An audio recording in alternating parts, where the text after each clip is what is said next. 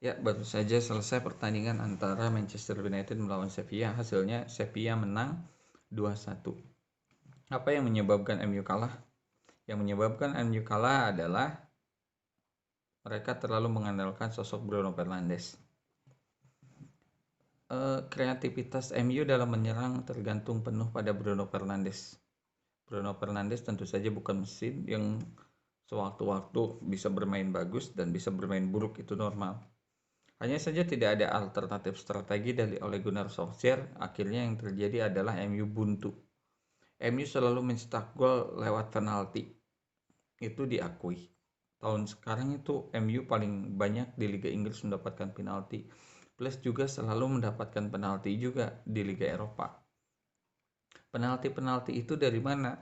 Dari pemain-pemainnya yang selalu membawa bola masuk keluar, dari luar kotak penalti ke dalam kotak penalti, mengandalkan kesalahan lawan untuk menjatuhkan para pemain. Seperti lihat Martial beberapa kali mencoba menusuk membawa bola ke dalam kotak penalti. Tapi itu kan berjudi. Artinya tidak ada usaha konkret dari Manchester United untuk bisa mencetak gol. Kenapa? Karena ketika Bruno Fernandes itu sudah dimatikan, atau katakanlah dia berada pada titik di mana dia tidak bisa bermain secara total karena kelelahan, itu sulit untuk mendapatkan peluang-peluang manis di kotak penalti.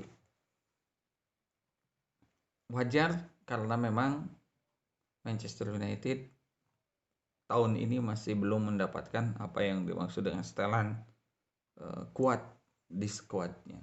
Skuadnya itu masih belum kokoh, atau kedalaman skuadnya itu masih jelek. Pemain cadangan dan pemain inti itu berbeda jauh. Lihat perubahan coba dilakukan Solskjaer dengan memasukkan pemain-pemain cadangan itu tidak mendongkrak performa sama sekali. Karena yang dicadangkan memang kualitasnya tidak masuk dalam skema permainan Manchester United. Pertanyaannya, kok kenapa tidak membeli kedalaman skuad yang bagus? Ya, mau membuat kedalaman skuad yang bagus gimana? Membuat tim cadangannya bagaimana? Tim utamanya juga belum ada. Secara logika kalau tim utamanya sudah bagus, baru ada pemain cadangan yang membackup yang bagus, membeli pemain sesuai dengan skema yang sudah ada. Ya, pemain utamanya saja belum ada. Lihat Lindelof sama Maguire itu benar-benar tidak cocok. Semua dipaksakan karena Lindelof itu bawaan dari pelatih sebelumnya.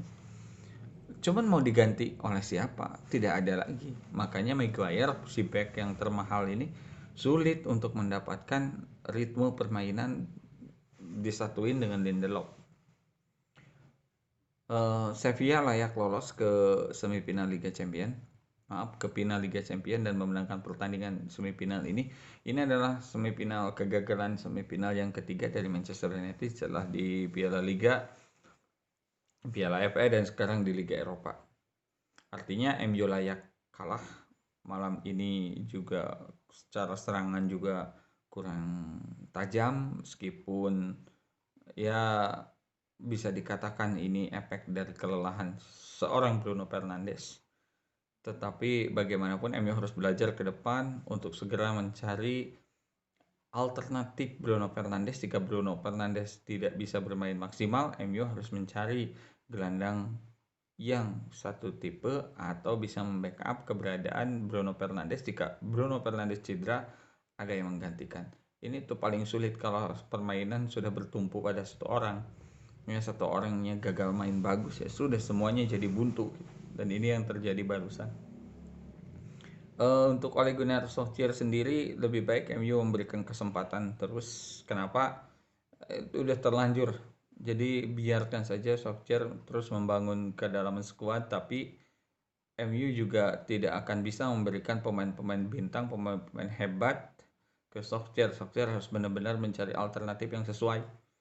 Jangan gila juga dengan mau mendatangkan Jadon Sancho 100 juta dolar dalam keadaan pandemi seperti ini. Mau dari mana duitnya?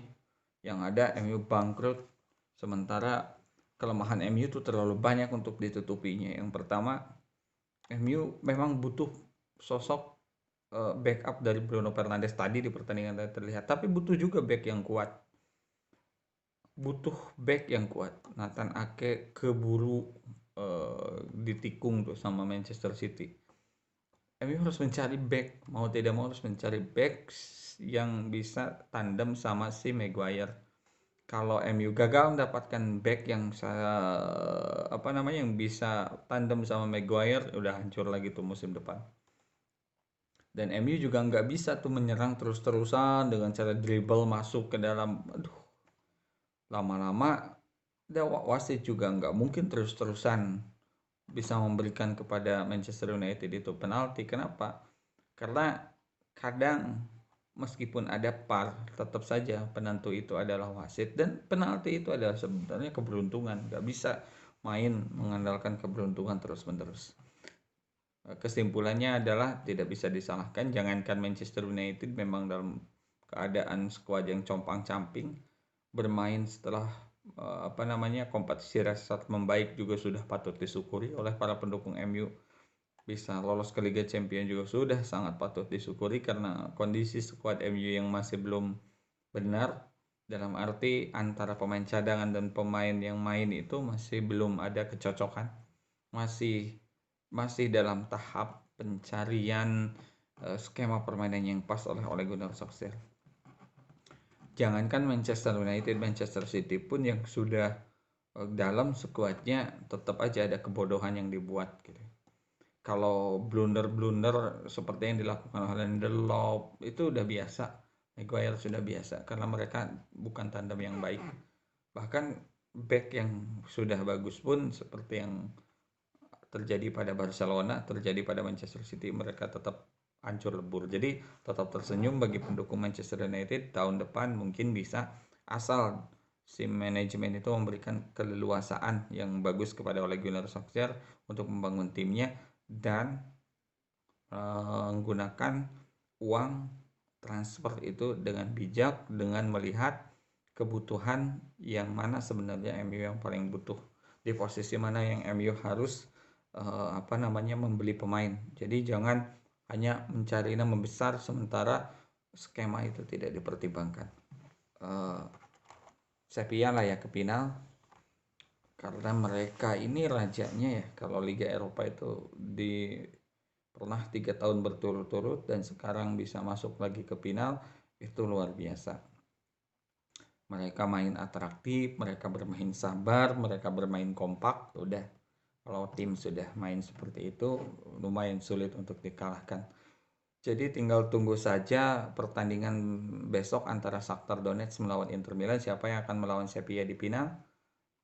Feeling saya sih Inter Milan akan tetap ke final meskipun dengan cara adu penalti atau skor tipis, tapi tetap 50-50, 50-50, karena Shakhtar Donetsk pun bukan lawan antah berantah. Shakhtar Donetsk pun adalah tim yang kuat, gabungan Brazil dan Eropa Timur.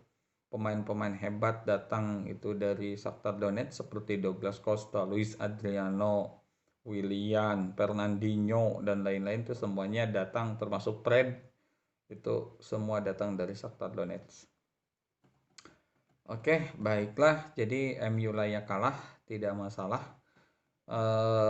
Karena tadi sudah dijelaskan kedalaman skuad MU yang buruk, terlalu mengandalkan Bruno Fernandes. Semoga jadi pelajaran nih bagi manajemen Manchester United. Selamat malam.